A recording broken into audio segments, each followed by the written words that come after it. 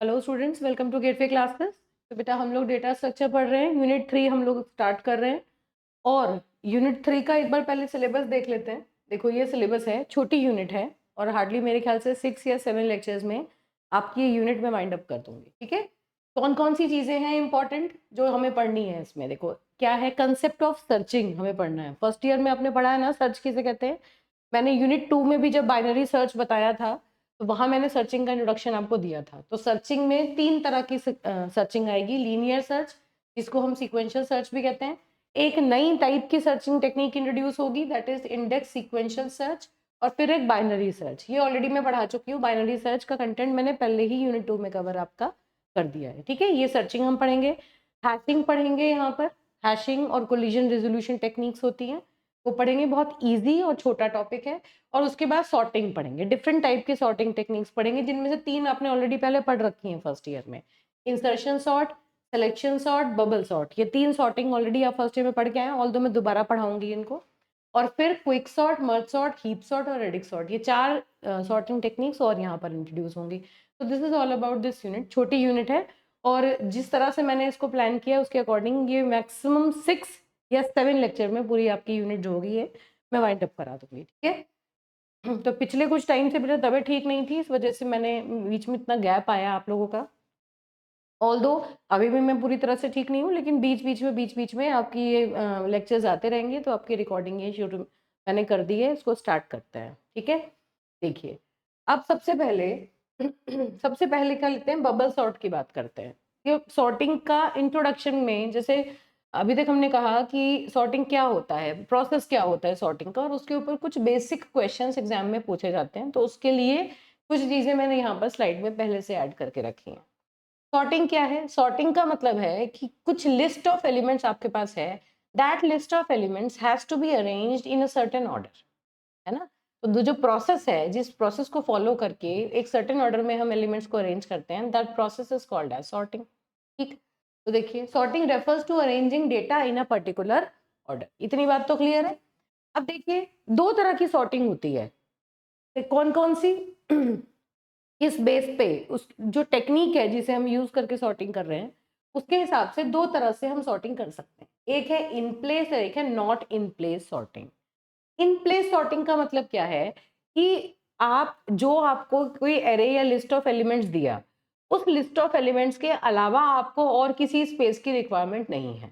मान लीजिए आपके पास 10 एलिमेंट हैं, तो 10 एलिमेंट का एक एरे आपने बना लिया। इन प्लेस सॉर्टिंग का मतलब है कि उस एरे के अंदर जो एलिमेंट्स हैं वो अरेंज उस एरे के अंदर ही रहेंगे, उसके अलावा और कोई ऑक्सिलरी स्पेस आप यूज नहीं करेंगे। ऐसा नहीं है कि उस एरे में से कहीं दूसरे एरे में निकाल के आपको कुछ कॉपी करना है, उसके बाद वापस उसी एरे में जाके कॉपी करोगे, ऐसा कुछ नहीं करना। तो इन प्लेस सॉर्टिंग का मतलब है कि जो आपको एलिमेंट्स दिए हैं, उतने एलिमेंट को स्टोर करने के लिए जो स्पेस आपको चाहिए वो चाहिए, उसके अलावा और कोई एडिशनल स्पेस की आपको रिक्वायरमेंट नहीं है। सच काइंड ऑफ एल्गोरिदम्स जो ये फॉलो करते हैं, मतलब जिनको एडिशनल स्पेस नहीं चाहिए होता, उन्हें हम इन प्लेस सॉर्टिंग एल्गोरिथम्स कहते हैं। तो देखिए they do not require any extra space for storing the sorting the array. Array को स्टोर कर लिया, उसके बाद अलग से कोई जगह आपको नहीं चाहिए उसको सॉर्ट करने के लिए। ठीक है, जैसे कि एग्जाम्पल्स याद रखने हैं, एग्जाम में पूछे जाते हैं, इंपॉर्टेंट है। ये सारी चीजें इंपॉर्टेंट है एग्जाम के लिए। तो bubble sort, selection sort, insertion sort और हीप सॉर्ट, ये जो है ये आपके इन प्लेस सॉर्टिंग एल्गोरिथम्स के एग्जांपल हैं।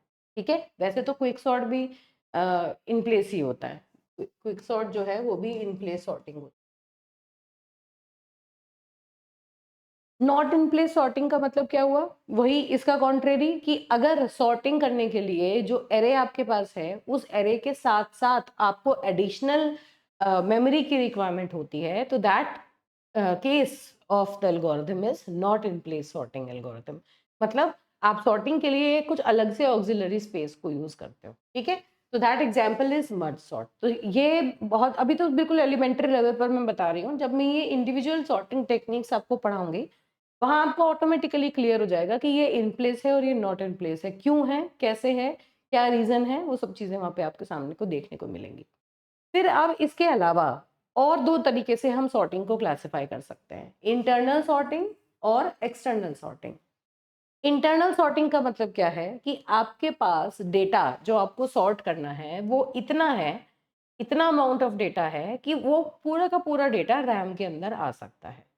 मतलब आपको सॉर्टिंग करने के लिए कुछ लिस्ट ऑफ एलिमेंट्स दिए and that list of element is enough कि वो पूरे के पूरे आपके पास इनफ रैम है, रैम के अंदर वो पूरी पूरी लिस्ट ऑफ एलिमेंट आप रैम में स्टोर करा सकते हैं। तो that kind of sorting is called as internal sorting, जहां पर रैम में सफिशिएंट स्पेस होता है वो टू बी सॉर्टेड एलिमेंट्स को रखने के लिए।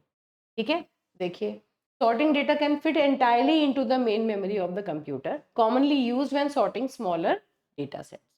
ठीक है, अब एक्सटर्नल सॉर्टिंग क्या होगी कि कुछ डेटा आपको सॉर्ट करना है but there is a huge amount of data and that huge amount of data can not reside into the RAM at the same time. तो इसका मतलब आपको डेटा को हार्ड डिस्क पर रखना पड़ता है। Sorting data is too large to fit into the main memory and must be stored on hard drive.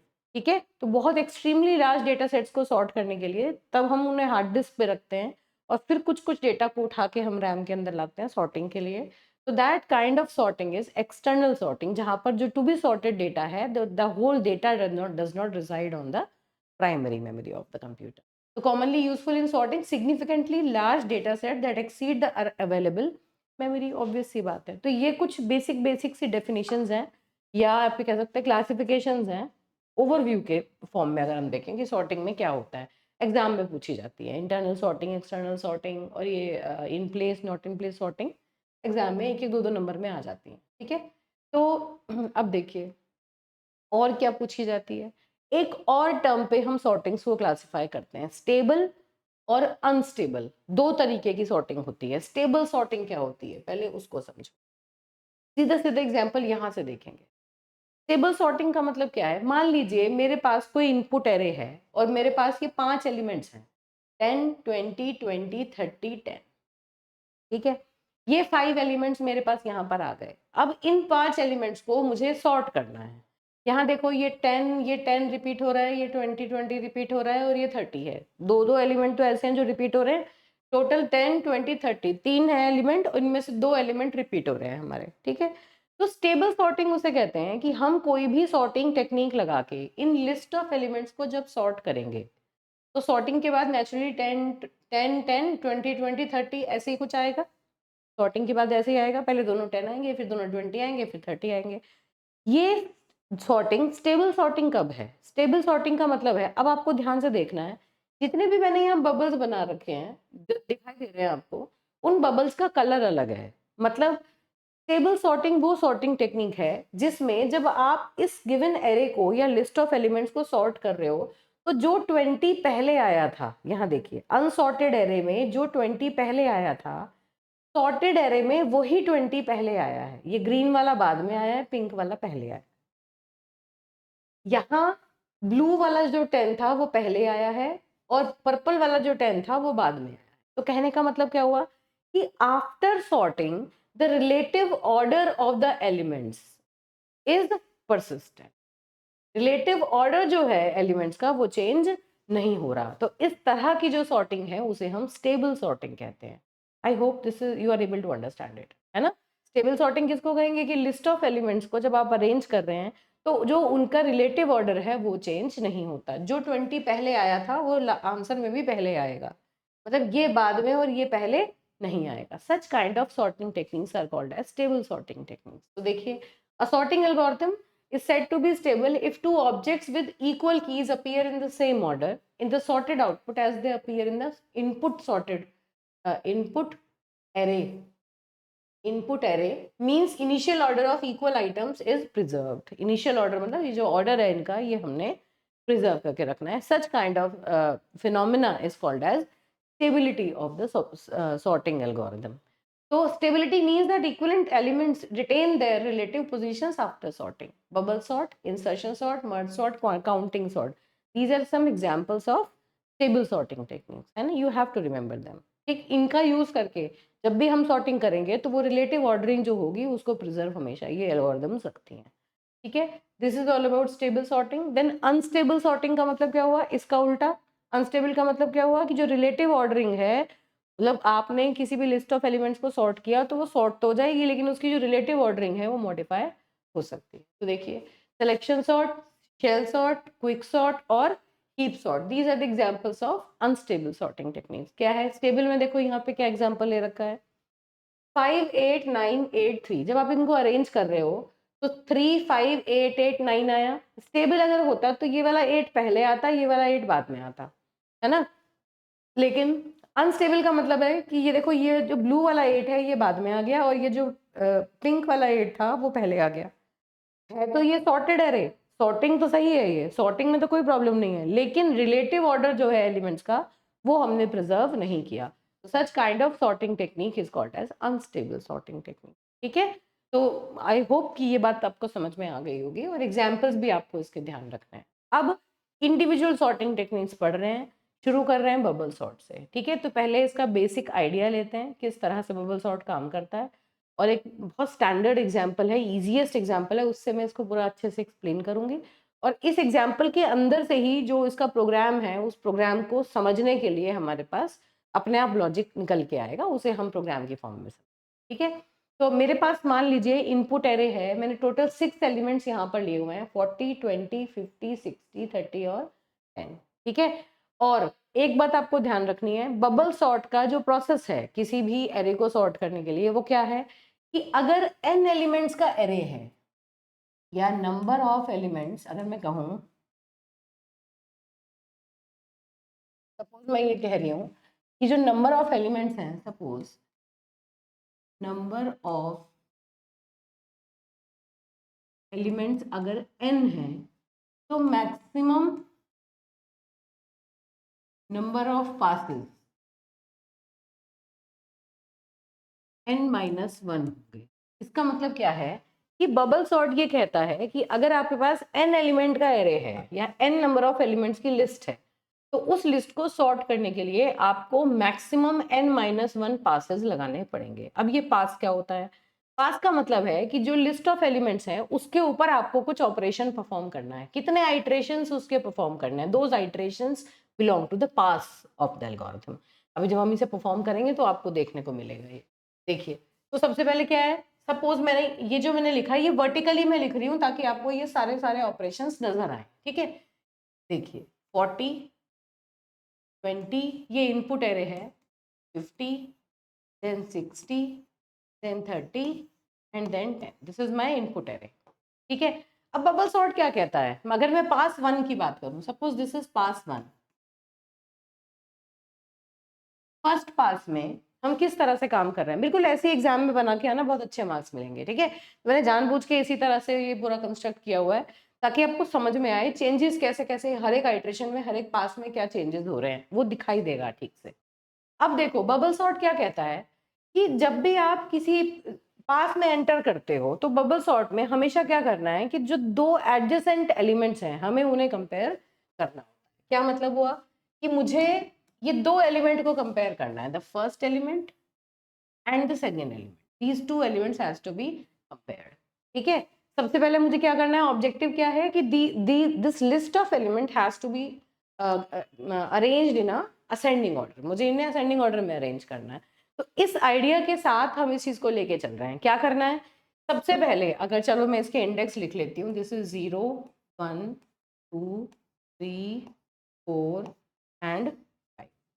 ठीक है, ये 0 है, ये 1 है, ये 2 3 4 5, 0 से लेके 5 तक का इंडेक्स है, 6 एलिमेंट्स हमारे एरे में है।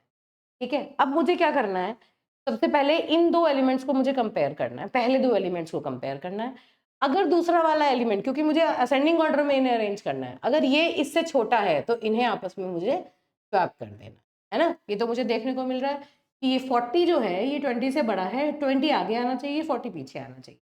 तो यहाँ पर हम क्या लिख दें, यहाँ पर हम लिख रहे हैं एक्सचेंज, इसके नीचे मैंने लिख दिया एक्सचेंज, मतलब ये वाला जो स्टेप है इसमें एक्सचेंज की रिक्वायरमेंट है। तो जब हम इसे एक्सचेंज कर देंगे तो क्या आ जाएगा, ये 20 ऊपर आ जाएगा, 40 नीचे आ जाएगा, और फिर नीचे के एज इट इज 50 60 30 और 10, ये हो गया।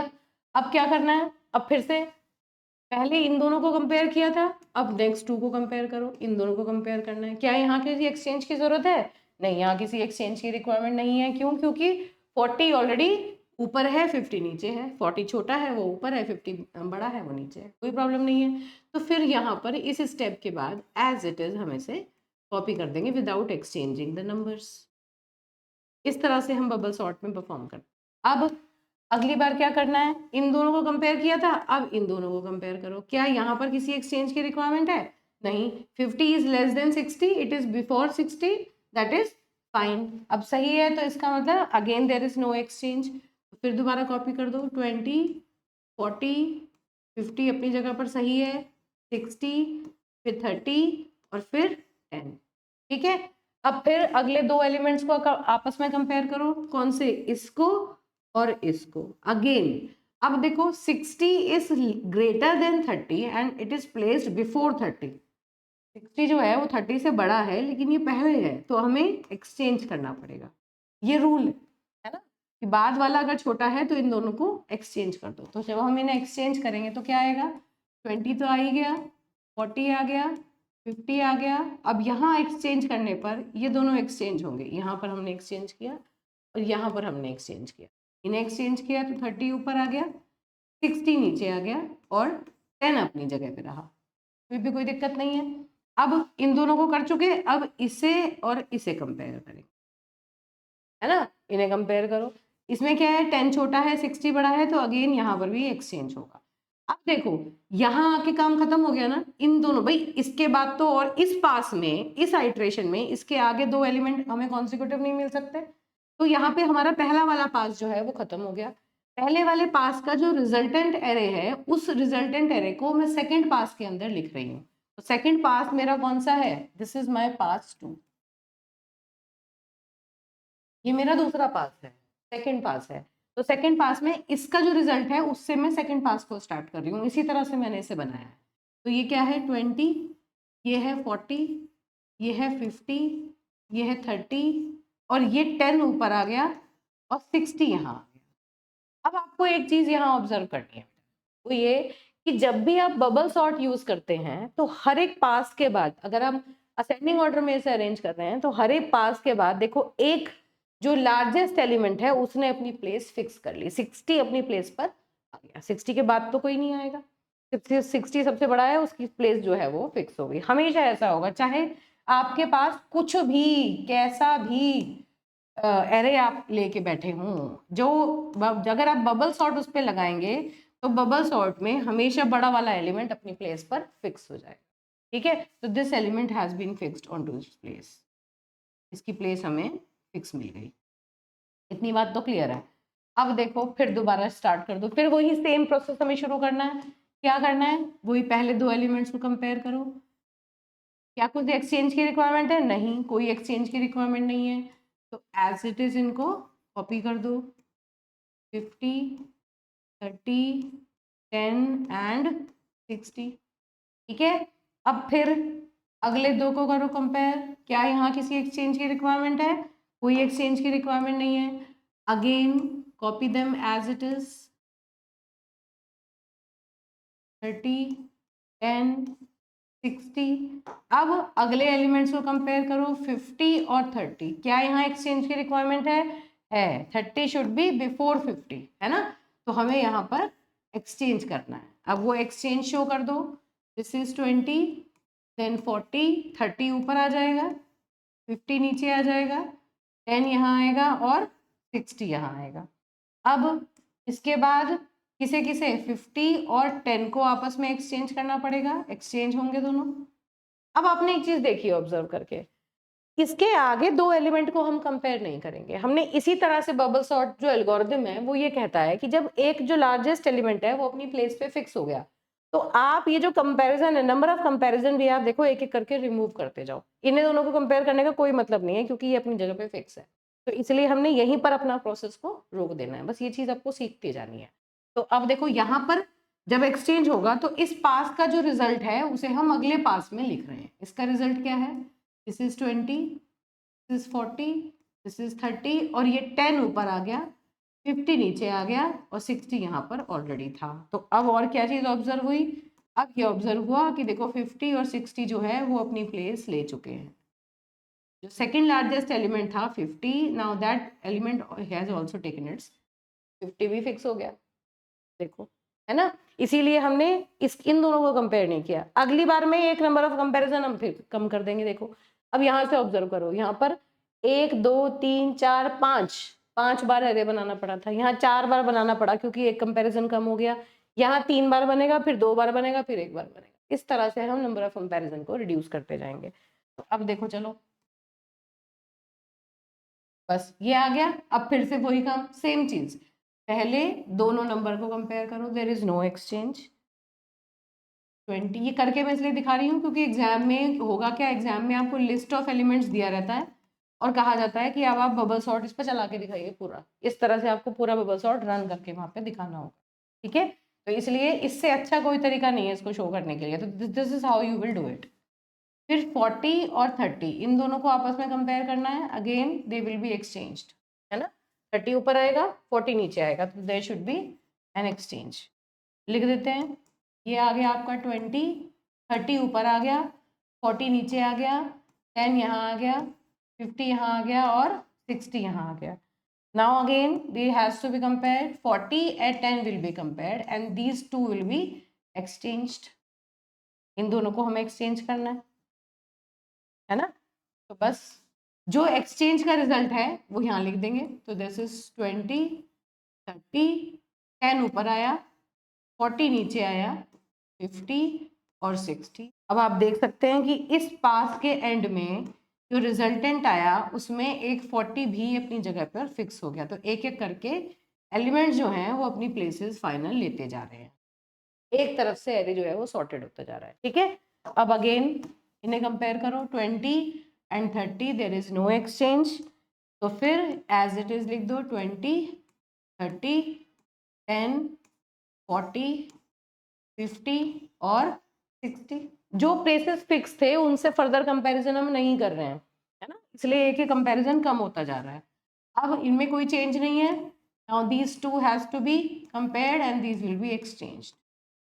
ये एक्सचेंज हो जाएंगे और यहाँ पर अब क्या लिखेंगे resultant, this is 20, then this is 10, then 30, then 40, then 50, then 60, ठीक है। और हम ये देख पा रहे हैं कि यहाँ इस वाले पास के बाद ये 30 भी जो है इसने भी अपनी प्लेस ले ली, है ना। तो अब हम लास्ट पास में हैं। लास्ट पास में सिर्फ एक कंपैरिजन हमें करना है। किसे किसे कंपेयर करेंगे, बस इन दोनों को कंपेयर करेंगे, बाकी तो सब अपने प्लेस पर फिक्स हैं और इन्हें कंपेयर करके इन्हें एक्सचेंज कर देंगे। Again it will be exchanged और फिर जो रिजल्टेंट है वो क्या आ गया, 10 ऊपर आ गया, फिर 20, फिर 30, फिर 40, फिर 50 और फिर 60। तो दिस इज सॉर्टेड एरे। ये हो गया आपका sorted array.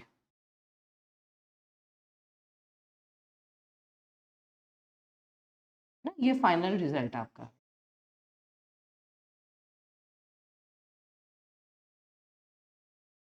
I hope this is clear, ठीक है। अब देखो मेन इंपॉर्टेंट बात कहाँ कहाँ समझ में आती है, क्या समझ में आती है, ज्यादा इंपॉर्टेंट क्या चीज है। जो अब आपको ये देखना है कि जब आप इसका कोड लिखेंगे तो ये जो प्रोसेस है इस प्रोसेस को कैसे आइडेंटिफाई करें, किस तरह से चेंज हो रहा है, ये चीज बहुत इंपॉर्टेंटली ध्यान रखने की है। तो अगर मैं बहुत सीधा समझ में आता है मुझे, हर एक पास के अंदर देखो यहाँ नेस्टेड फॉर लूप लगेगा। एक लूप किस लिए होगा, जो पास कैरी करेगा, पास 1, पास 2। कितने पासेस बनाए हमने, ये देखिए पास 2, this is pass 3, this is pass 4 and this is पास 5। 5 पास हमने रन किए। मैक्सिमम 5 पास में आपका जो एरे होगा वो सॉर्ट हो जाएगा। हो सकता है अगर नियरली सॉर्टेड है तो हो सकता है 2 पास में 3 पास में सॉर्ट हो जाए, तो आप फर्दर पासेस नहीं चलाएंगे, ठीक है, उसको आप स्टॉप कर सकते हैं। अब ये बेनिफिट है बबल सॉर्ट का, ध्यान रखना, इम्प्लीमेंटेशन में दिखेगा नहीं, लेकिन हाँ ये है कि अगर नियरली सॉर्टेड एरे है तो क्योंकि नंबर ऑफ एक्सचेंज आपको कम करने पड़ते हैं तो इसकी जो टाइम कॉम्प्लेक्सिटी होती है वो बेस्ट केस में कम होती है, ठीक है। अब देखो जब हम इसे इम्प्लीमेंट करेंगे तो इम्प्लीमेंट करने के टाइम पर कौन कौन सी बातें आपको ध्यान रखनी है। आई को अगर मैं कहूँ कि पास जो है वो आई के हिसाब से चलेगा तो this is I is equal to 0, है ना, this is I is equal to 1। I एक ऐसा वेरिएबल है जो पास नंबर होल्ड करेगा। फिर ये है आई इज इक्वल टू 2, ये है मेरा I is equal to 3 and this is I is equal to 4। ये तो मेरे पास नंबर हो गए, आई की वैल्यू 0 से लेके 4 तक। ये पास नंबर हो गए, 5 पास चल गए।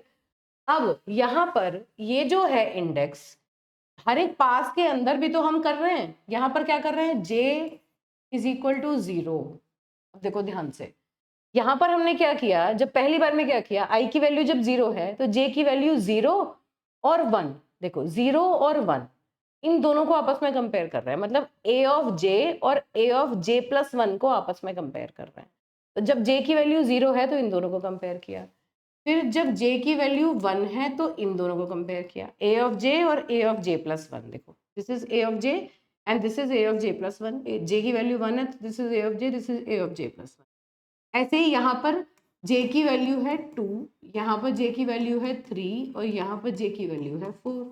जैसे हमने जहाँ से हमने कंपैरिजन शुरू किया, देखो यहाँ 0 से, यहाँ 1 से, 2 से, 3 से, 4 से, इस तरह से हम कंपैरिजन कर रहे हैं और a ऑफ j को a ऑफ j प्लस 1 के साथ कंपेयर कर रहे हैं। तो इस तरह हमने j की सारी वैल्यूज लिख ली। ऐसे ही अगले पास में भी क्या होगा, j की वैल्यू अगेन 0, j की वैल्यू 1, j की वैल्यू 2 और j की वैल्यू 3। तो एक एक करके एक एक आइट्रेशन कम होता जा रहा है अंदर वाले लूप में, क्योंकि ये एक प्लेस पे फिक्स हो गया तो एक कंपैरिजन हमने कम किया। तो देखो j की वैल्यू 3 तक, 0 1 2 3 तक, यहाँ तक हमने कंपेयर किया aj और aj प्लस 1। अगले वाले में j की वैल्यू 2 तक ही कंपेयर करेंगे, 0 j is equal to 1 and j is equal to 2 तक ही कंपेयर कर रहे हैं। फिर j इज इक्वल टू 0 और j इज इक्वल टू 1 तक ही कंपेयर कर रहे हैं, है ना। और फिर यहाँ सिर्फ j इज इक्वल टू 0 ही रह गया, ठीक बात है ना। तो इस तरह से एक एक करके ये जो अंदर वाला लूप है ये हमारा टर्मिनेट होता जा रहा है, छोटा होता जा रहा है, रिड्यूस होते जा रहे हैं इसके आइट्रेशंस। तो अब अगर मुझे इसका प्रोग्राम लिखना है तो इसके प्रोग्राम को लिखने के लिए लॉजिक मुझे मेन क्या समझना पड़ेगा, पहले इसकी लॉजिक बिल्डिंग करते हैं। देखो हालांकि मैंने इसका प्रोग्राम डायरेक्टली लिखा हुआ है क्योंकि एग्जाम में आप सीधा सीधा लिखेंगे, लेकिन फिर भी कैसे बताएं, चलो पहले यहीं पे समझाती हूँ कैसे होगा।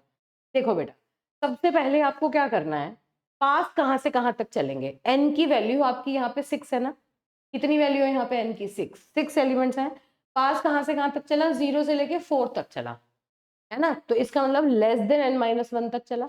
i की वैल्यू 0 से लेके लेस देन n-1 तक आपका पास नंबर होगा। तो पहले मैं आपको प्रोग्राम दिखा रही हूँ, उसके हिसाब से पहले मेन लॉजिक समझो फिर देखेंगे, ठीक है। ये बबल सॉर्ट का मेन लॉजिक है, हम ये मान के चल रहे हैं कि हमारे पास एक एरे है, किस तरह से हम काम करेंगे। तो ये देखिए, this particular loop is for passes, different passes के लिए है ना। हमारे केस में जो n की वैल्यू है वो 6 है, तो i की वैल्यू हमारी 0 से लेके 4 तक चली थी ना। तो देखो 0 से शुरू हुई और 6 है, तो इसका मतलब ये क्या है, 6 - 1, तो i लेस देन 5, तो इसका मतलब 0 से लेके 4 तक चल गई, है ना। तो नंबर ऑफ पासेस के लिए तो हमने ये वाला लूप चला दिया, i की वैल्यू 0 से लेके 5 तक का लूप हमारा नंबर ऑफ पासेस के लिए चल गया। आई होप ये बात तो समझ में आ गई हो। अब हर एक पास के अंदर हमने क्या किया, j को 0 से शुरू कर रहे हैं और j कहाँ तक चल रहा है, n-1 - i तक चल रहा है। क्यों, पहली बार में j, अब देखो एक बार पहले जरा ध्यान से समझना, जब i की वैल्यू 0 है तो उस केस में j की वैल्यू कहाँ से शुरू हुई, 0 से शुरू हुई और कहाँ तक चली, n-1 - i। n की वैल्यू कितनी है, 6 - 1 - 0, i की वैल्यू 0 है ना, तो 6 - 1 - 0 मतलब 5, और क्या है, लेस देन 5। इसका मतलब i की वैल्यू, j की वैल्यू 0 से 4 तक चले, लेस देन है, इक्वल टू तो लिखा नहीं है ना। इसका मतलब j की वैल्यू 0 से 4 तक चल गई, ठीक है, कोई प्रॉब्लम नहीं है। जब i की वैल्यू 1 है तो j की वैल्यू 0 से 3 तक चली थी ना, ये देखो जब i की वैल्यू 1 है तो j 0 से 3 तक चला था ना। तो देखो n-1 - i में जैसे ही i की वैल्यू 1 हो गई तो क्या हुआ, ये 0 से शुरू हुआ और 5, n क्या है 6 - 1 - 1, तो 6 - 2 दैट इज 4। तो लेस देन 4 मतलब 0 से 3 तक, 0 to 3। तो इस तरह से ये जो मेन हमने लॉजिक लिखा, ये n-1 - i, ये किस लिए है कि j की वैल्यू हर बार 0 से शुरू हो रही है और चलेगी कहाँ तक, डिपेंड कर रहा है i के ऊपर। जब i 0 है तो n-1 तक चलेगी, जब i 1 है तो n-2 तक चलेगी, जब 3 है तो n-3 तक चलेगी। इस तरह से करके जो j की वैल्यू है उसकी जो अपर लिमिट है वो हम पहले से डिसाइड करके चल रहे हैं, और बस हर बार हम कर क्या रहे हैं, ये देखो, मुझे लगता है इतनी तो समझ में आ गई होगी बात, ठीक है।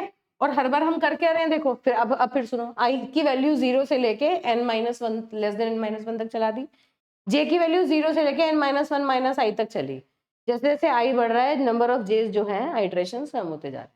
और हर बार हम कर क्या रहे हैं, लूप के अंदर हम ए ऑफ जे को ए ऑफ जे प्लस 1 के साथ कंपेयर कर रहे हैं, ए ऑफ जे को ए ऑफ जे प्लस 1 के साथ कंपेयर कर रहे हैं। अगर ए ऑफ जे प्लस 1 से बड़ा है तो उन्हें आपस में एक्सचेंज कर देते हैं, यही तो करते हैं, स्वैप करते हैं।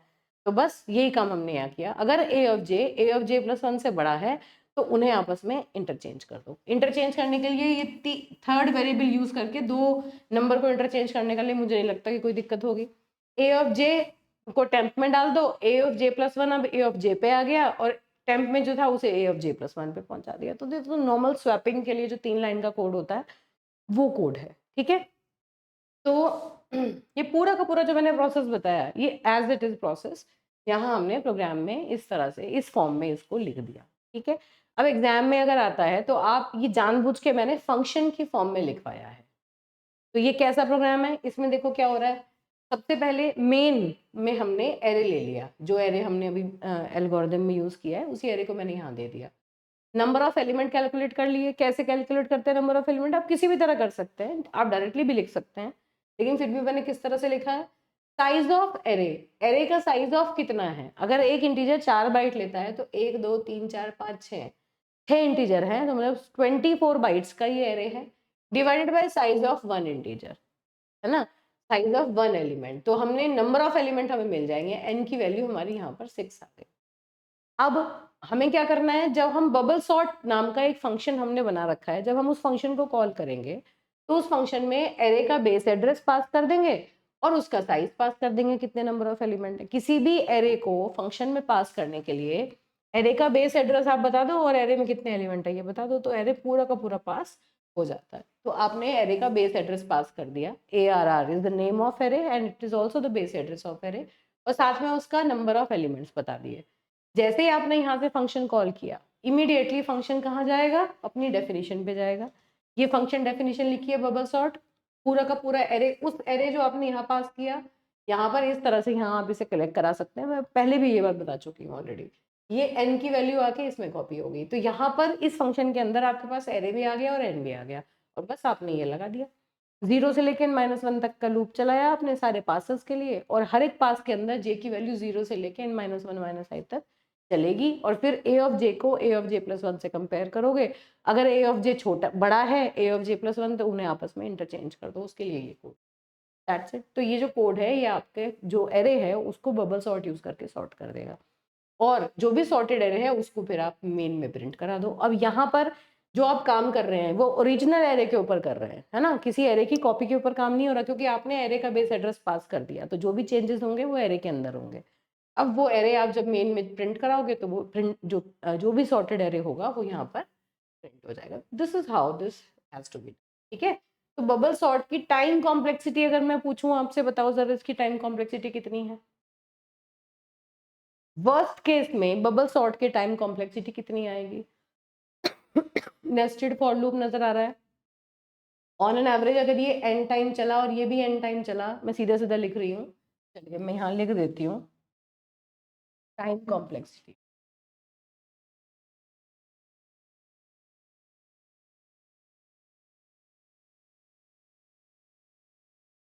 इधर लिख देते हैं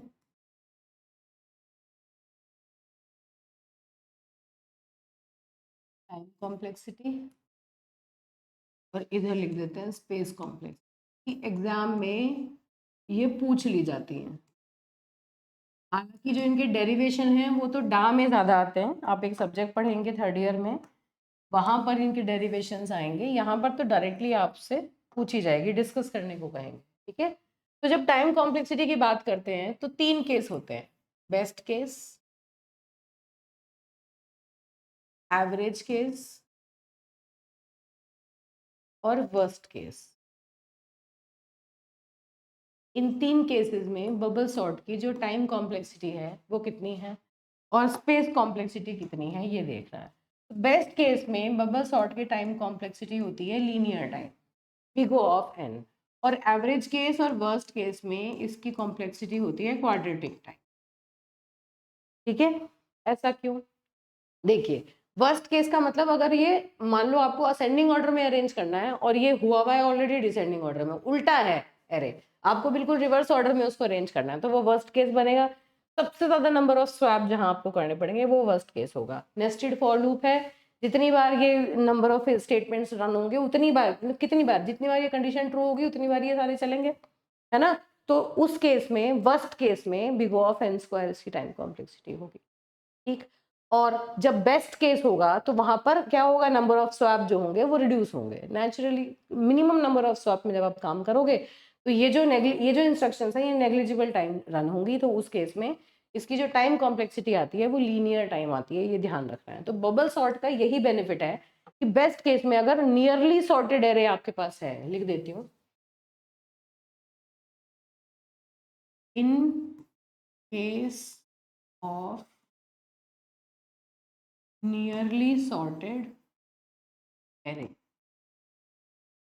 अगर नियरली सॉर्टेड एरे है, एरे ऑलरेडी सॉर्टेड है, काफी कुछ सॉर्टेड है, तो उस केस में ये लीनियर टाइम एल्गोरिथम कॉम्प्लेक्सिटी देता है। Space complexity is big of 1।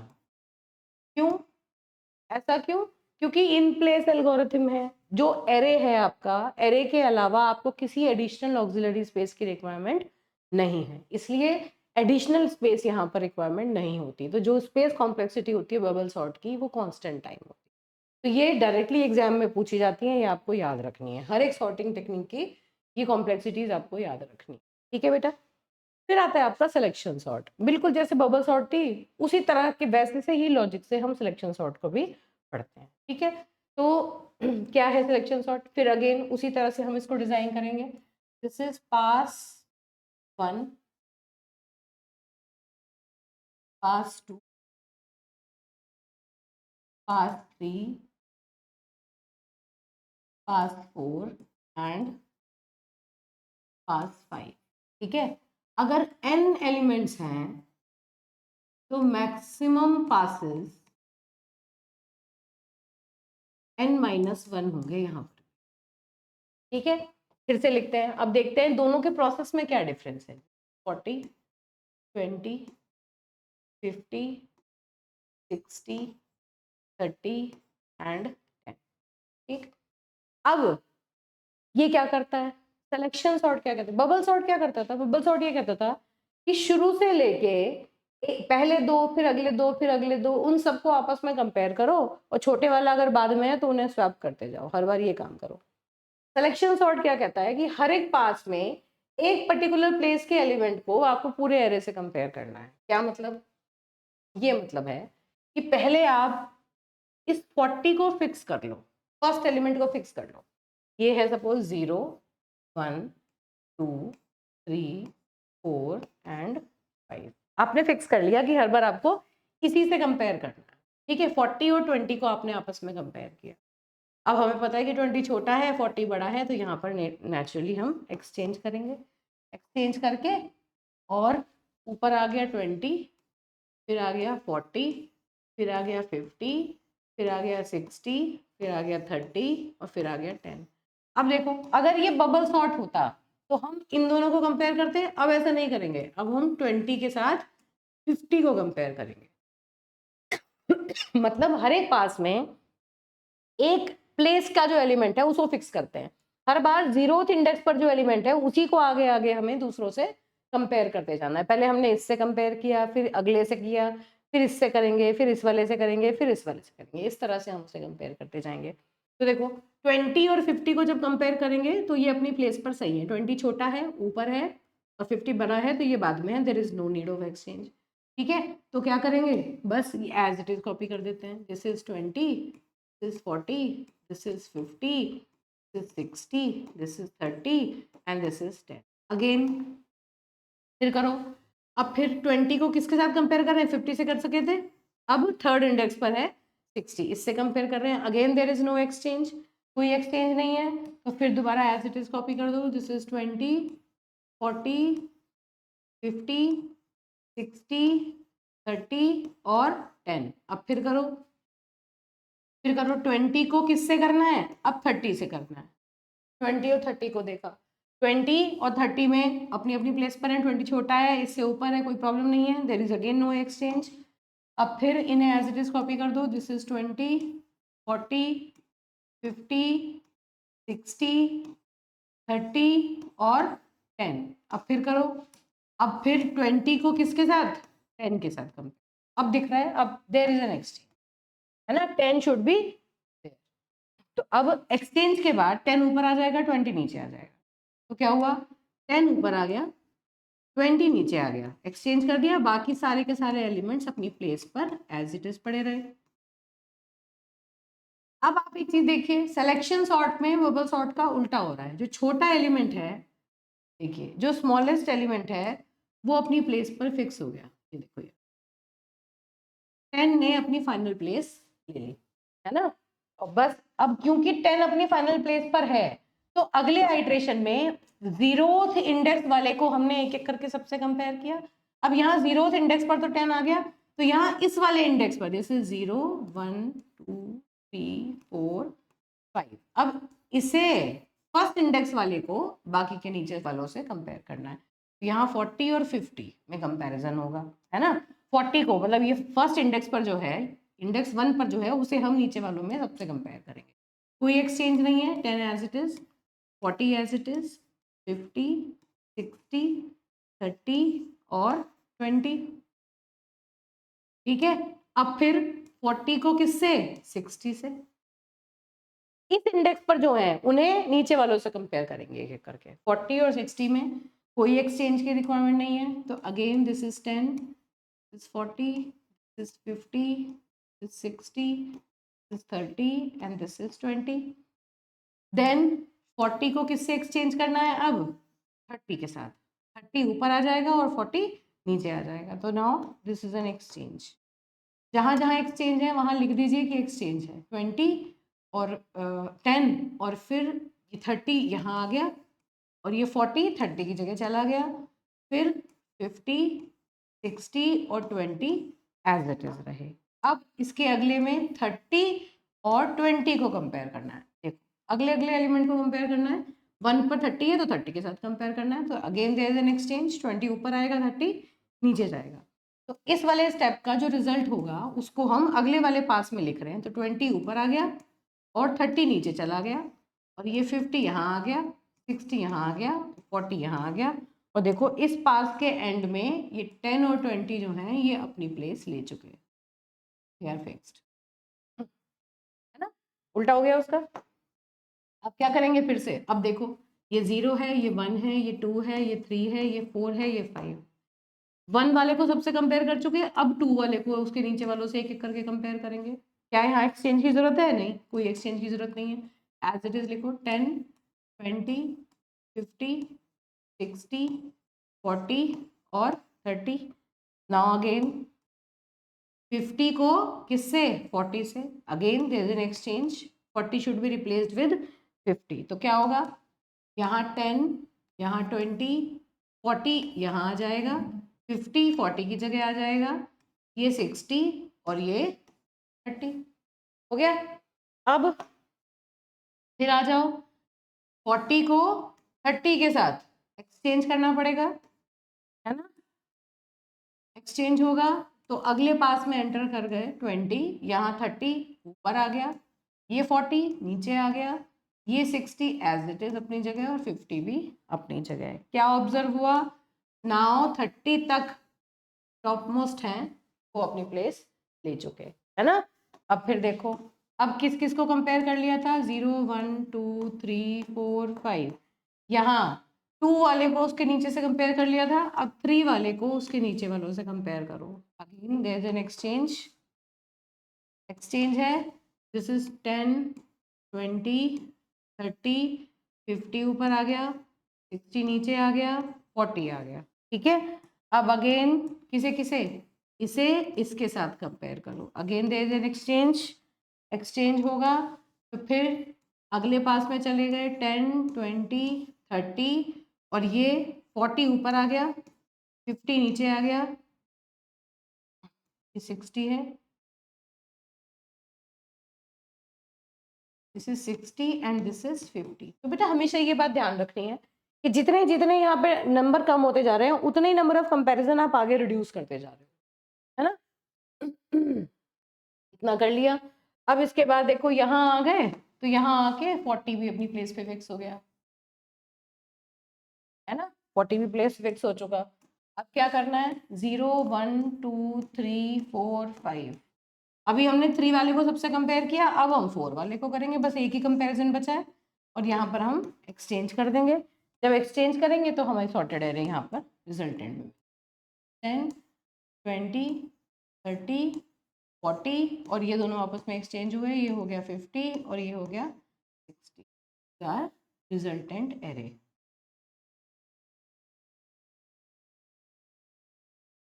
This is how selection sort work. तो अगली इंपॉर्टेंट चीज क्या है, दिस इज सॉर्टेड एरे। क्या आइडिया है, बबल सॉर्ट में दो एडजेसेंट एलिमेंट्स को हर बार कंपेयर करते थे। यहाँ पर एक इंडेक्स को के एलिमेंट को नीचे के एक एक करके सारे इंडेक्स से कंपेयर करना है। तो बस अब एल्गोरिथम लिखना है या प्रोग्राम लिखना है, उसके लिए समझना पड़ेगा क्या करें। तो आई की वैल्यू 0 है, आइट्रेशन में तो कोई प्रॉब्लम नहीं है, आई की वैल्यू 1 है, यहाँ आई की वैल्यू 2 है, यहाँ आई की वैल्यू 3 है और यहाँ आई की वैल्यू 4 है। तो जो पास है वो तो 0 से लेके लेस देन n-1 तक चलेगा, कोई प्रॉब्लम नहीं है ना। अब यहाँ पर j की वैल्यू को देखना है क्या है। जब i की वैल्यू 0 है, यहाँ पर जब i की वैल्यू 0 है तो j की वैल्यू कितनी है 1। यहाँ j की वैल्यू कितनी है 1, देखो j की वैल्यू है 1। 1 वाले को आप फर्दर कंपेयर कर रहे हो, j की वैल्यू 1 है, यहाँ 1 फिर यहाँ 2 फिर यहाँ 3 फिर यहाँ 4 फिर यहाँ 5, है ना।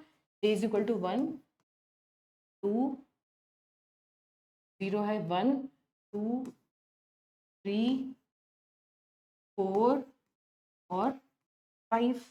ये देखिए किससे कंपेयर कर रहे हो, i की वैल्यू 0 है तो 0 वाले को पहले 1 से फिर 2 से फिर 3 से फिर 4 से फिर 5 से, जिससे कंपेयर कर रहे हैं ना उसे मैंने j बना दिया। इस तरह से एनालाइज करो। ऐसे यहाँ देखो i की वैल्यू 1 है, जब i की वैल्यू 1 है तो हम j कहाँ से शुरू कर रहे हैं 2 3 4 5, तो j की वैल्यू क्या हो गई 2 3 4 और 5। j क्या बिलोंग कर रहा है, जिस इंडेक्स वाले एलिमेंट से हमने कंपेयर करना शुरू किया, है ना। जब i की वैल्यू 2 है तो देखो 2 वाले को 3 4 5 से कंपेयर कर रहे हैं, तो ये j की वैल्यू शुरू हो गई 3 से फिर 4 फिर 5। जब i की वैल्यू 3 है तो j की वैल्यू 4 5, j की वैल्यू 4 और 5। जब i की वैल्यू 4 है तो j की value, this is how it will be done, है ना। तो बस जो हमने सिलेक्शन सॉर्ट का प्रोग्राम बनाना है, बबल सॉर्ट वाले प्रोग्राम में थोड़ा सा मॉडिफिकेशन करना है। क्या कर रहे थे यहाँ पर बबल सॉर्ट में, क्या करते थे a ऑफ j को a ऑफ j प्लस 1 से कंपेयर करते थे। यहाँ ऐसा नहीं है, यहाँ a ऑफ i को हर बार, देखो i की वैल्यू 0 है तो a ऑफ i को a ऑफ j के साथ कंपेयर कर रहे हो हर बार। अगर a ऑफ i और a ऑफ j में से a of i a of j से बड़ा है तो स्वैप करो, नहीं तो स्वैप मत करो। j को +1 +1 +1 +1 करते रहो और हर बार 5 तक जाएगा। देखो हर बार 5 तक जा रहा है, हर बार 5 तक जा रहा है, तो मतलब लेस देन n तक चलेगा अंदर वाला लूप।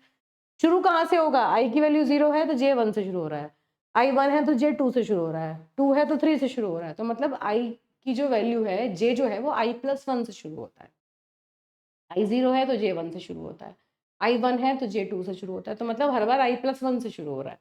तो इसलिए ये जो लॉजिक बना उसके हिसाब से क्या कोड बना, देखो नंबर ऑफ पासेस का तो सेम कोड है जो आपका अभी था किसके केस में, बबल सॉर्ट में। 0 से लेके लेस देन n-1 तक नंबर ऑफ पासेस, आपने 5 पास लगा दिया, i की वैल्यू 0 से 4 तक चल गई। अब यहाँ देखो j की वैल्यू i +1 से लेके लेस देन n तक है, ये चेंज है, यहाँ चेंज है बबल सॉर्ट वाले प्रोग्राम में और इसमें ये चेंज है ना। और पहले हम बबल सॉर्ट में a ऑफ j और a ऑफ j प्लस 1 को कंपेयर कर रहे थे, यहाँ हर बार a ऑफ i और a ऑफ j का कंपैरिजन है। अगर a ऑफ i बड़ा है तो उन्हें आपस में स्वैप कर देते हैं, बाकी पूरा code as it is same, main function same है, सब कुछ सेम है, सिर्फ इतना ये जो चेंज है यहाँ पर मॉडिफिकेशन है। This is your program for selection sort, ठीक है। तो सिलेक्शन सॉर्ट का अगर आता है सी फंक्शन आता है लिखने के लिए, ये लिख देना, पूरा प्रोग्राम आए तो लिख देना, ठीक है। अब इसकी कॉम्प्लेक्सिटी देख लेते हैं, यही लिख दूं, जो सिलेक्शन सॉर्ट है उसकी टाइम कॉम्प्लेक्सिटी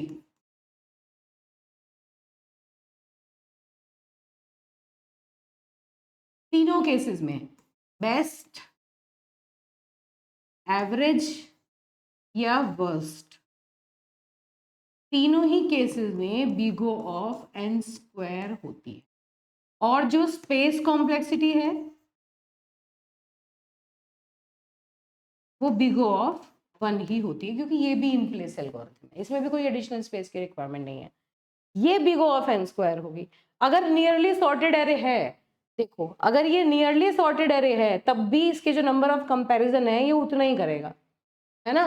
तो नियरली सॉर्टेड एरे होने के बाद भी नंबर ऑफ कंपैरिजन में कोई फर्क नहीं पड़ता। तो हमेशा ध्यान रखना, सिलेक्शन सॉर्ट जो है बहुत सारी अलग अलग मैकेनिज्म से भी आप इसको रन करने की कोशिश करेंगे, तो तीनों केसेस में बेस्ट, एवरेज और वर्स्ट तीनों केसेस में सिलेक्शन सॉर्ट की जो टाइम कॉम्प्लेक्सिटी होती है वो क्वाड्रेटिक टाइम होती है। जबकि जो बबल सॉर्ट है, अगर नियरली सॉर्टेड एरे है तो नंबर ऑफ कंपैरिजन या स्वैप्स वहां कम करने पड़ते हैं, तो उस केस में लीनियर टाइम में कन्वर्ट हो जाता है एल्गोरिथम। लेकिन सिलेक्शन सॉर्ट में तीनों केसेस में बिग ऑफ एन स्क्वायर ही टाइम कॉम्प्लेक्सिटी रहती है। ये कॉम्प्लेक्सिटी पूछ ली जाती है एग्जाम में, इसलिए आपको ये ध्यान रखनी है, ठीक है। चलिए ये हो गया आपका सिलेक्शन सॉर्ट। फिर थोड़ा सा मैं ब्रेक लेती हूँ बेटा, 2 मिनट का, फिर उसके बाद अगली सॉर्टिंग देखते हैं। चलो बेटा अब देखते हैं next sorting, that is insertion sort.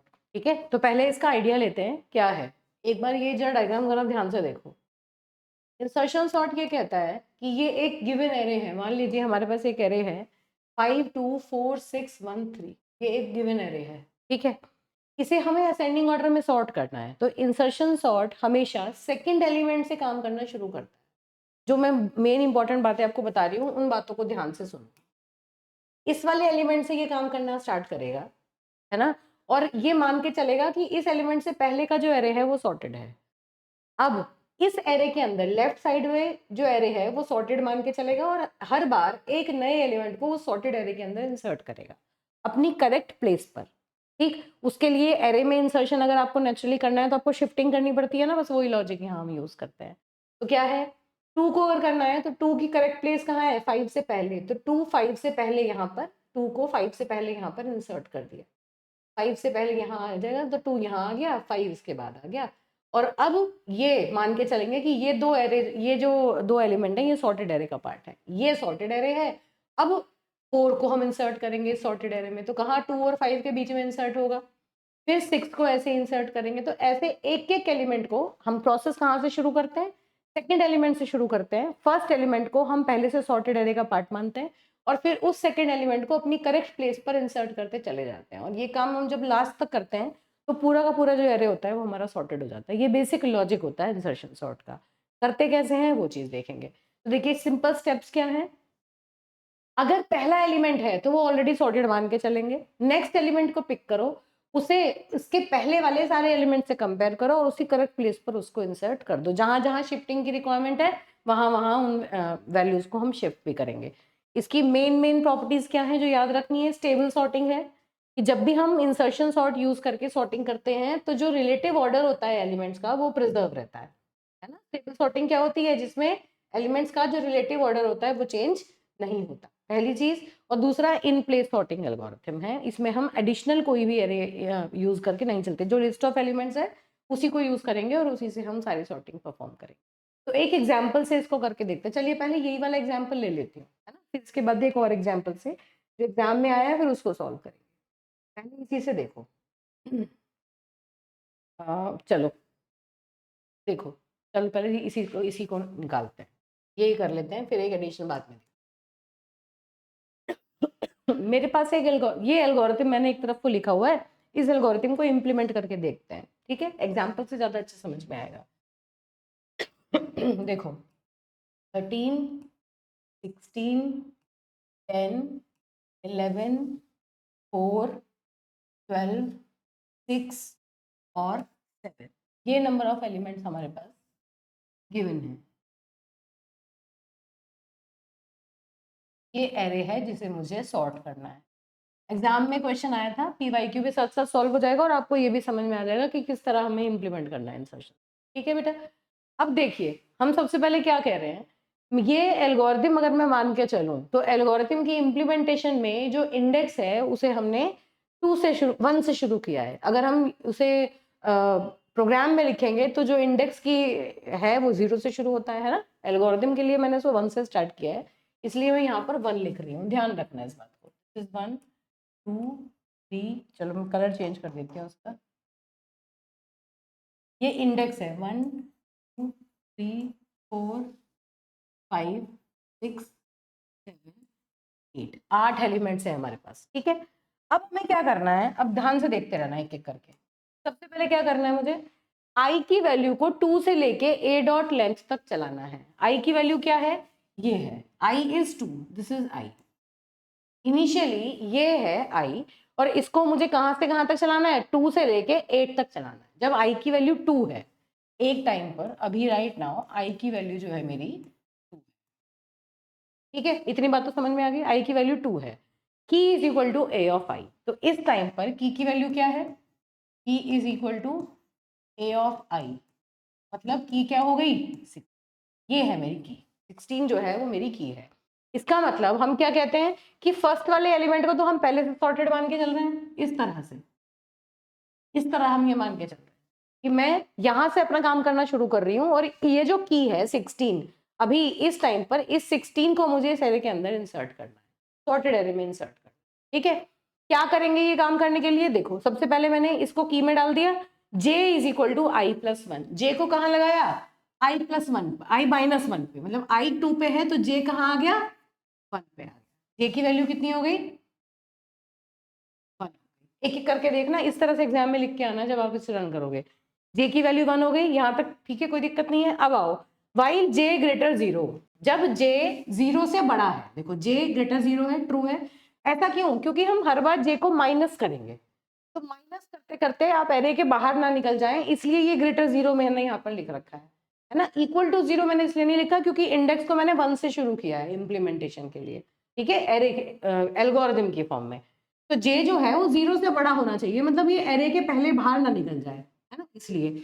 और a of j is greater than की, अगर a ऑफ j की से बड़ा है, मतलब ये जो एलिमेंट है ये अगर इससे बड़ा है, तो इसका मतलब क्या हुआ है, हमें इसको शिफ्ट करना पड़ेगा। तो हमें a ऑफ j को a ऑफ j प्लस 1 पर ले जाओ, a ऑफ j जहां पर है अब a ऑफ j प्लस 1 वहां पर पहुंचा दो, उसको आगे वाली पोजीशन पर ले जाओ, ठीक है।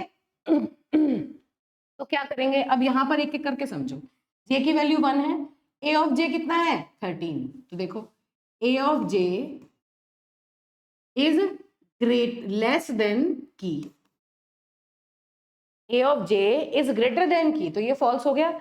ये तो ट्रू है लेकिन ये फॉल्स हो गया, और क्योंकि ये फॉल्स है और बीच में एंड लगा है, तो इसका मतलब हम इस लूप के अंदर एंटर नहीं करेंगे, है ना। लूप के अंदर हम एंटर नहीं करेंगे, और फिर क्या करेंगे, लूप से बाहर आके a ऑफ j प्लस 1 को पे की डाल दो, a of j plus 1 is equal to key. j क्या है, j है 1, a ऑफ j प्लस 1 क्या है, a of j plus 1 is equal to की।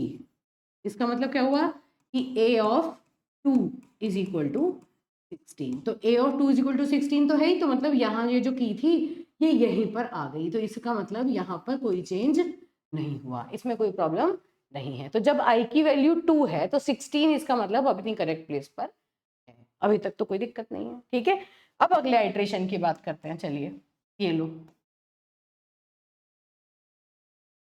एक एक करके। अब जब जैसे जैसे आइट्रेशन आगे बढ़ेंगे ना, सारी पिक्चर अपने आप क्लियर होती चली जाएगी। तो देखो this is 13, this is 16, then 10, 11, then 4, then 12, then 6 and then 7,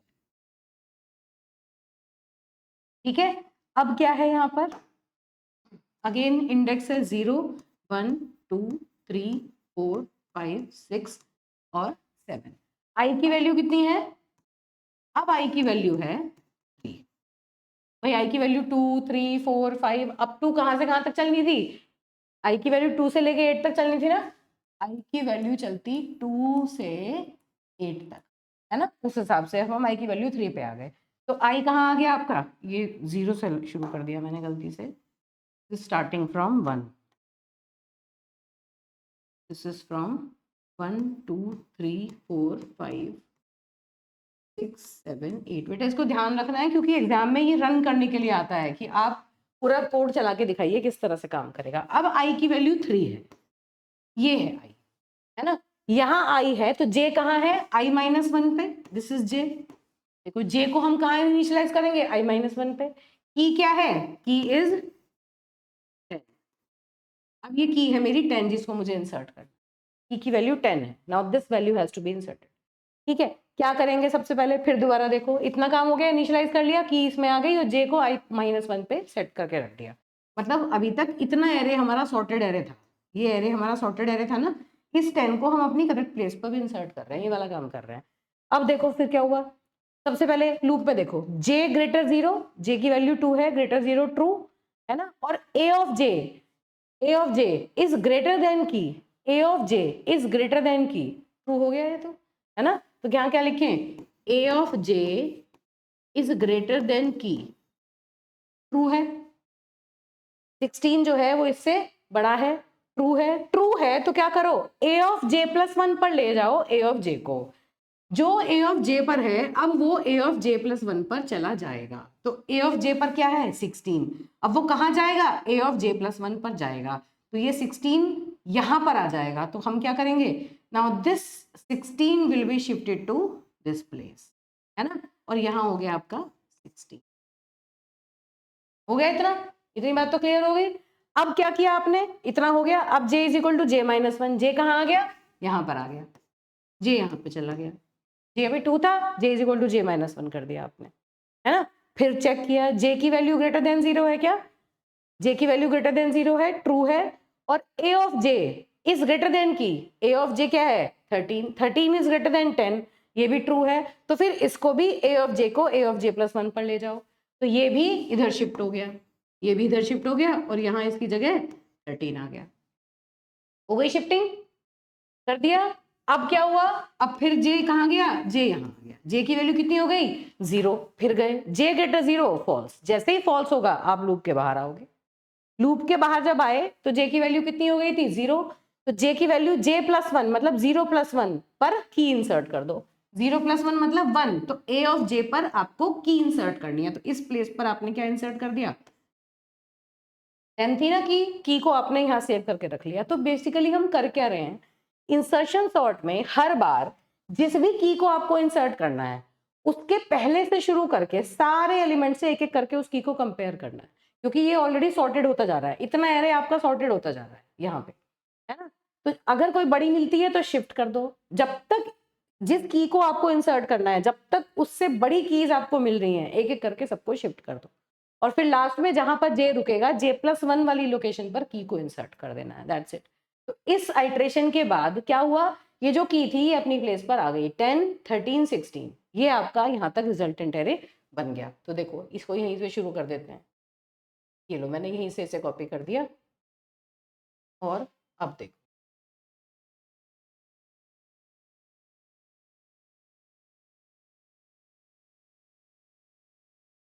हाँ जी, तो ये हो गया आपका,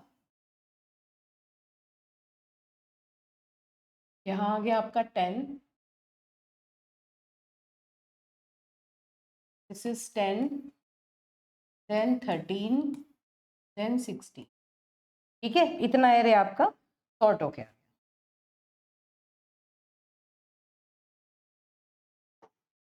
ठीक है, अब हो गई आई की वैल्यू 4, आई की वैल्यू देखो 3 तक, आई की वैल्यू 2 और 3 हमने कर लिया, अब आई की वैल्यू कितनी है 4, मतलब यहाँ तक का जो एरे है ये हमारा ऑलरेडी सॉर्टेड है, इतना एरे हमारा सॉर्टेड है, देखो 10 13 16 इतना एरे हमारा सॉर्टेड है।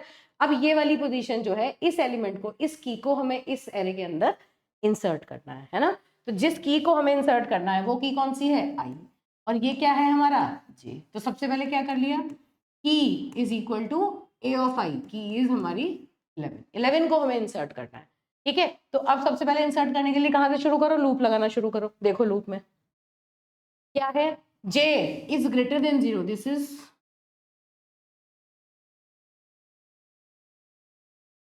1 2 3, है ना।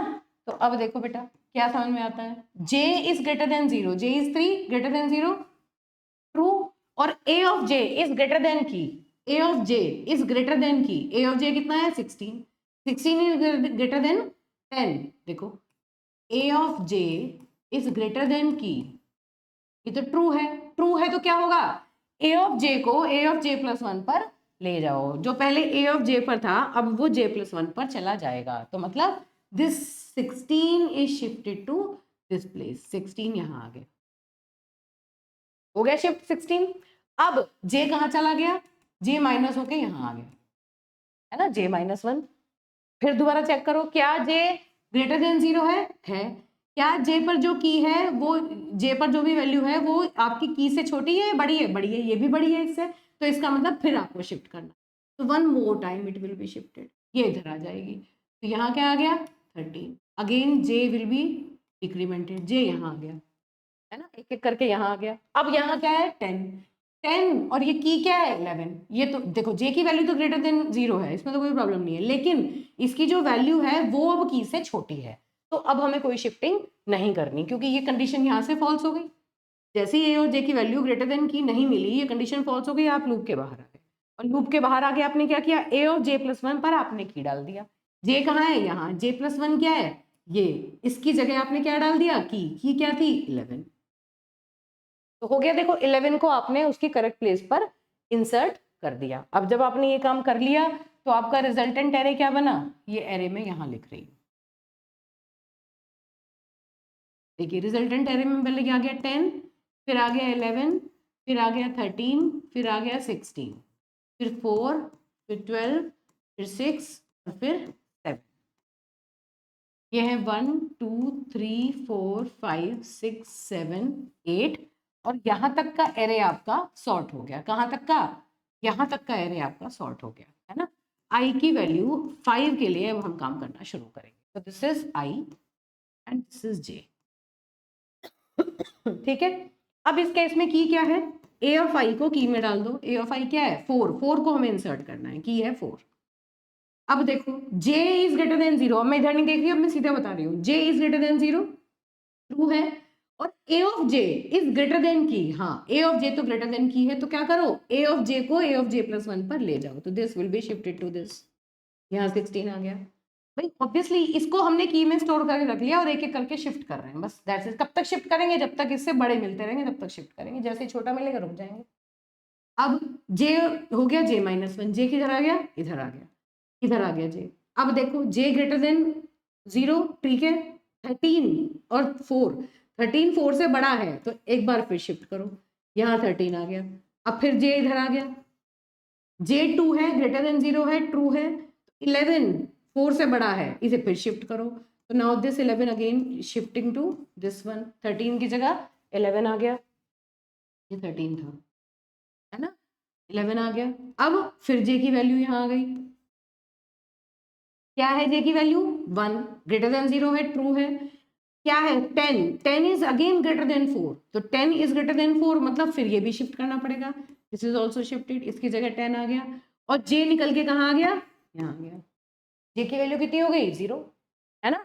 अब ये j की वैल्यू जैसी 0 हुई कंडीशन फॉल्स हो गई, कंडीशन फॉल्स हो गई तो लूप में नहीं जाके लूप के बाहर आए, और लूप के बाहर आके a of j plus one पर की इंसर्ट कर दी, a of j plus one मतलब j क्या था 0, j प्लस वन मतलब यहाँ पर की क्या है 4, की को इंसर्ट कर दो, यहाँ पर 4 आ गया, है ना। तो इसका रिजल्टेंट क्या आया, इससे क्या निकल के आया, इससे निकल के आया आपका ये एरे, यहाँ तक सॉर्ट हो गया, देखो पहले क्या है 4, फिर है 10, फिर है 11, फिर है 13, फिर है 16, फिर है 12, फिर 6 और फिर 7, और कहाँ तक का एरे आपका सॉर्ट हो चुका, ये आपका 16 5 तक का, 1 2 3 4 5 6 7 8, यहाँ तक का एरे जो है ये आपका सॉर्टेड, इतना एरे आपने सॉर्ट कर लिया, है ना। अब आई की वैल्यू 6 के लिए, मतलब अब 3 की है, 12 को उसी करेक्ट प्लेस पे डालना, देखो ये सॉर्टेड होता जा रहा है ना, फिर 6 को करेक्ट प्लेस पे इंसर्ट करेंगे, फिर 7 को करेक्ट प्लेस पे इंसर्ट करेंगे, इस तरह कर करके हम इसे आगे चलाते रहेंगे,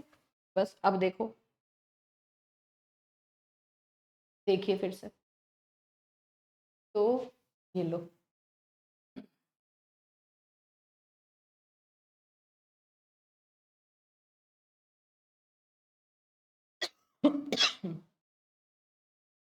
देखो बेटा, नाउ दिस 4, 10, 11, 13, 3 और 12, 6 और 7। ठीक है,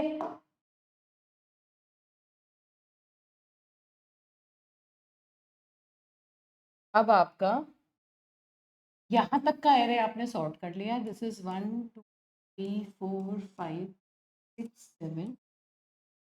ठीक है, अब दिस इज आई। तो की वैल्यू कितनी है? आई की वैल्यू है अब आपकी 6। इसी में चल रहे हैं, इसी आइट्रेशन में 2 से लेके 8 तक चलेंगे, है ना। तो आई की वैल्यू 6 पर ये जे है, डायरेक्टली कर रही हूँ मैं। की क्या है आपकी? की है आपकी 12, जिसको आपको इस सॉर्टेड एरे के अंदर इंसर्ट करना है। ये 12 है जिसको आपको इंसर्ट करना है ना। क्या होगा? सबसे पहले देखो, j is greater than 0, true. a of j is less is greater then this की, हाँ ये तो 12 से बड़ी है, तो क्या करोगे? शिफ्ट कर दोगे इसको, यहाँ पे 16 आ गया। j कहाँ चला गया? j यहाँ आ गया। j greater than 0, greater than 0 जब तक एरे के अंदर है ग्रेटर देन 0 है तो कोई प्रॉब्लम नहीं है। 13 is greater then this, yes this is also greater than this. 13 भी शिफ्टेज हो जाएगी, again 13 will be shifted. j यहाँ आ गया। ठीक है, j is greater than 0, true. इसकी जो की है, क्या ये इससे बड़ी है? नहीं, ये इससे बड़ी नहीं है। तो जैसे ये हुआ, ये फॉल्स हो गया, बाहर आ गए। a ऑफ j प्लस 1 पर की इंसर्ट कर दिया। j यहाँ है, a ऑफ j प्लस 1 यहाँ है, यहाँ पर आपने की इंसर्ट कर दी, यहाँ आ गया 12, है ना। तो इसके बाद रिजल्टेंट क्या आया? इसके बाद आपका आ गया रिजल्टेंट ये एरे। दिस इज 4,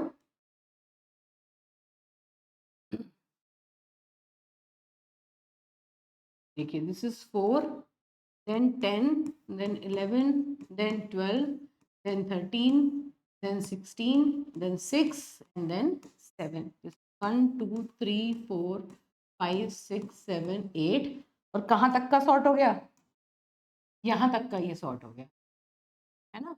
अब आई की वैल्यू कितनी है? 7। इस वाली की को इंसर्ट करना है। की वैल्यू कितनी है? 6। 6 has to be inserted in the array. J कहाँ आ गया? यहाँ आ गया। फिर वही करो, जब तक, अब मैं सीधा कर रही हूँ, जब तक इससे बड़ा है तब तक शिफ्ट करो। जे की वैल्यू बड़ी है, शिफ्ट करो, यहाँ 16 आ गया। अब जे इधर आ गया, अब जे ये है 13 बड़ा है 6 से, शिफ्ट करो, 13 भी इधर चला गया। अब जे इधर आ गया, है ना। नाउ दिस इज जे। 12 बड़ा है 6 से, इसे भी शिफ्ट करो, 12 इधर आ गया। अब जे इधर आ गया। 11 इज ग्रेटर देन 6, इसे भी शिफ्ट करो, 11 इधर आ गया। अब जे इधर आ गया। 10 is greater then 6, again it will be shifted, यहाँ 10 आ गया। अब जे इधर आ गया। 4 इज लेस देन 6, तो ये कंडीशन फॉल्स, बाहर आए। ए ऑफ जे प्लस 1 पर आपने की इंसर्ट कर देनी है। ए ऑफ जे यहाँ है, इसे जे प्लस 1 पर आपने की इंसर्ट कर दी। जे की वैल्यू 1 है, जे प्लस 1 पर 2, ए ऑफ 2 पर आपने की इंसर्ट कर दी 6। तो अब क्या आया आपका ये?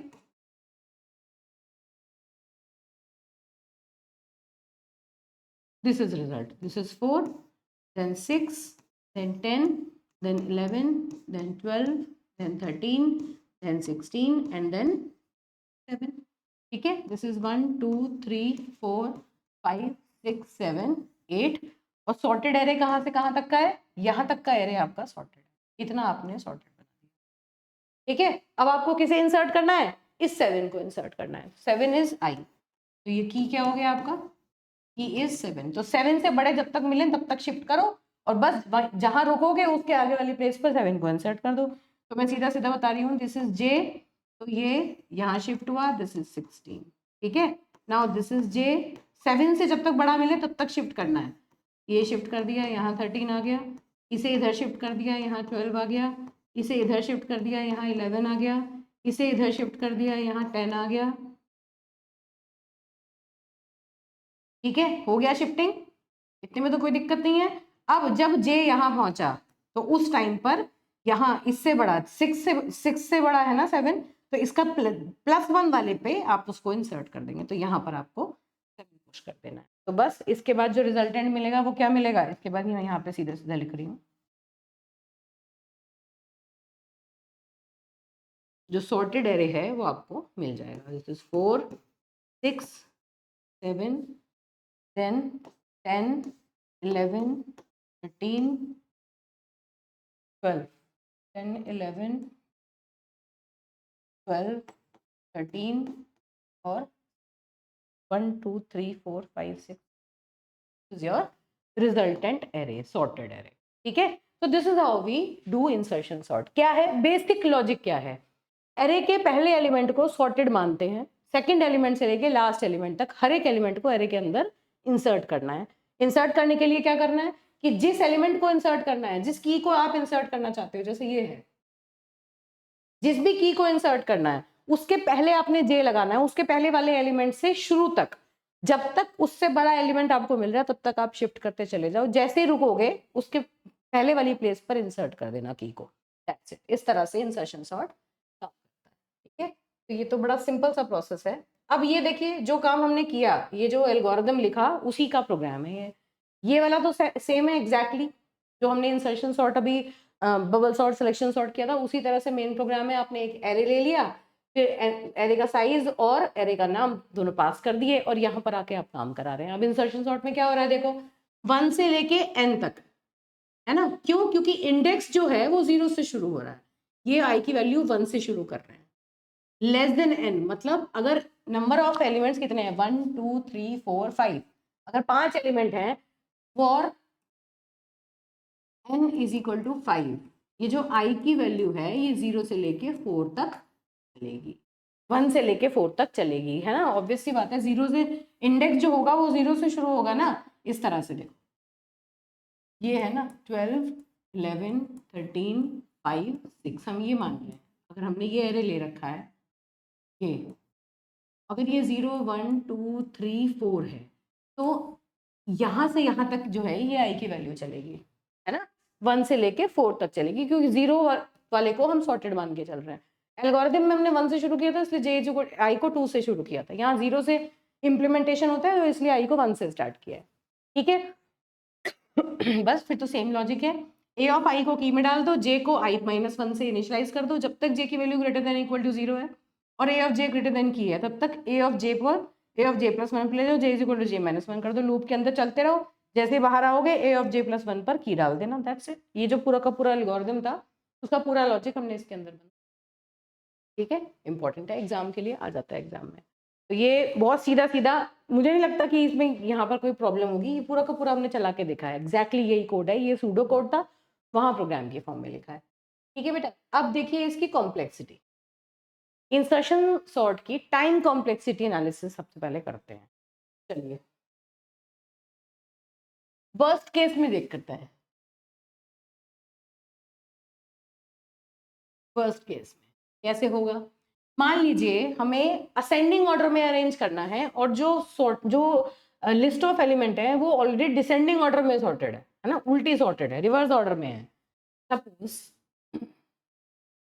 एग्जांपल ले लिए 10, सपोज मैंने लिया 60 50 40 30 20 10, ये लिस्ट ऑफ एलिमेंट्स है ना, ये लिस्ट ऑफ एलिमेंट है।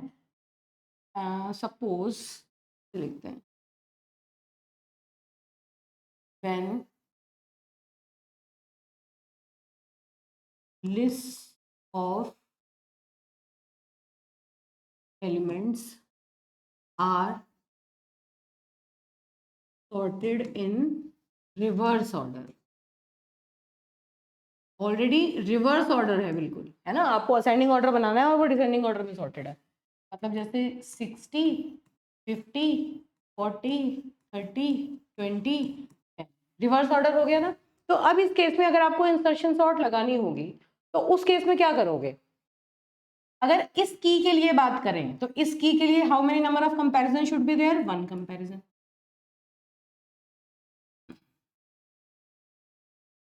इस की के लिए 1 कंपैरिजन, है ना। अगर मैं इसकी बात करूं तो इसके लिए 1 कंपैरिजन, इसके लिए 2 कंपैरिजन, इस वाली की के लिए 2 कंपैरिजन, भाई इससे और इससे दोनों से कंपेयर करना पड़ेगा। ऐसे ही अगर मैं 30 के लिए बात करूं तो 30 के लिए 3 कंपैरिजंस इन तीनों से, है ना। ऐसे ही अगर मैं 20 के लिए बात करूं तो 20 के लिए 4 कंपैरिजंस,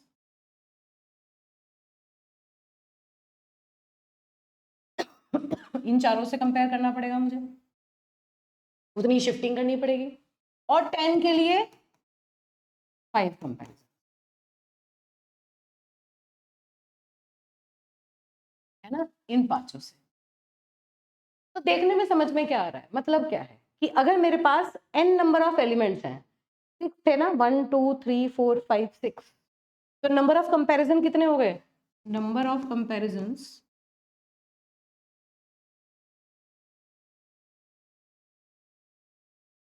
कितने हैं, 1 प्लस 2 प्लस 3 प्लस 4 प्लस 5, इतने के लिए, तो है ना।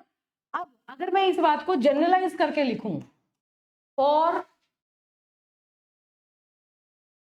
n एलिमेंट्स, अगर n एलिमेंट्स मेरे पास हैं तो उस केस में नंबर ऑफ कंपैरिजन कितने होंगे, तो नंबर ऑफ कंपैरिजंस जो मुझे करने पड़ेंगे वर्स्ट केस में, वो कितने होंगे, 1 plus 2 plus 3 plus up to n-1।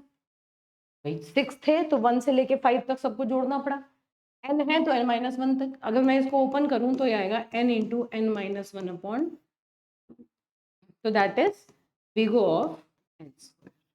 तो वर्स्ट केस कॉम्प्लेक्सिटी जो होती है इंसर्शन सॉर्ट की, वो होती है big O of n square. अब वर्स्ट केस में भी अगर मैं एवरेज केस की भी बात करूं तो एवरेज केस में भी यही टाइम कॉम्प्लेक्सिटी होती है, first case and average case दोनों में कितनी है, big O of n square, याद रखनी है ये बात, ठीक है। तो इंसर्शन सॉर्ट की वर्स्ट केस और average case time complexity big O of n square ही होती है। अब अगर मैं ये कहूं कि बेस्ट केस की बात करो, अगर मैं बेस्ट केस में आ जाऊं तो बेस्ट केस में क्या होगा, चलो बेस्ट केस देख लेते हैं। ये लो, बेस्ट केस में कैसे ये सीन, इसका जो सिनेरियो है वो वेरी करेगा, मतलब ऑलरेडी सॉर्टेड है। कैसे, example, if list is already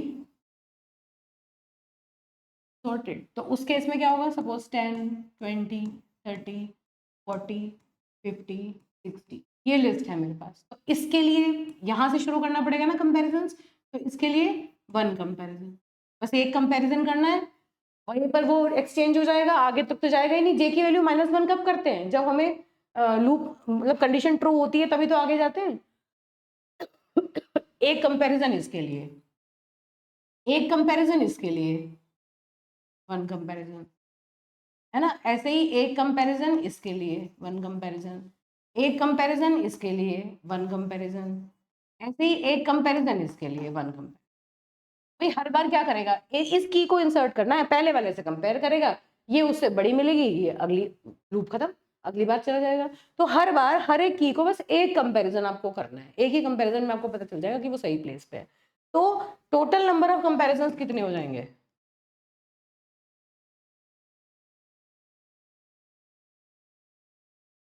n-1, 1 total number of comparison कितने, n-1। तो इसका मतलब जो टाइम कॉम्प्लेक्सिटी होगी वो होगी बिग ऑफ। तो बेस्ट केस में जो आपका इंसर्शन सॉर्ट है उसकी time complexity big of N, ये लीनियर टाइम कॉम्प्लेक्सिटी होती है, ठीक है। क्यों, क्योंकि हर बार बस एक ही, जिस की को आपको इंसर्ट करना है बस आपको एक कंपैरिजन में पता चल जाएगा कि वो करेक्ट प्लेस पर है।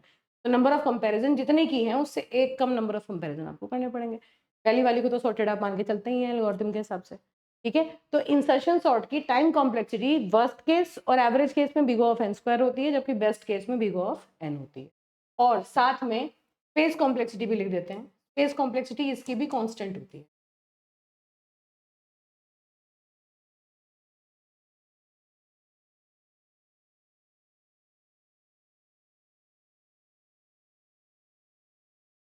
Big of 1 in place algorithm है, है ना, और कोई भी जो लिस्ट ऑफ एलिमेंट है उसके अलावा ऑक्सिलरी कोई स्पेस की से रिक्वायरमेंट नहीं है, तो ये भी बिग O ऑफ 1 ही है। तो ये this is all about insertion sort, bubble sort and selection sort. ठीक है, ये क्वेश्चंस आए हैं देखो इस वाले लेक्चर से। बबल सॉर्ट काम कैसे करती है एक्सप्लेन करिए। Give example of one for each stable unstable sorting का एग्जांपल पूछा है। एल्गोरिथम ऑफ इंसर्शन सॉर्ट लिखना है, इंप्लीमेंट करना है इन नंबर्स पर, ये मैंने आपको करा दिया। ठीक है, write a C program for sorting 100 integer number using selection sort procedure, discuss the worst case time complexity of algorithm, differentiate between internal and external sorting, stable और इन प्लेस सॉर्टिंग को एक्सप्लेन करो। तो ये question आप easily इससे attempt कर लेंगे। ठीक है, दैट्स इट। अब अगले लेक्चर में हम लोग बहुत इंपॉर्टेंट सॉर्टिंग टेक्निक्स हैं, मर्ज सॉर्ट और क्विक सॉर्ट, उनको पढ़ेंगे।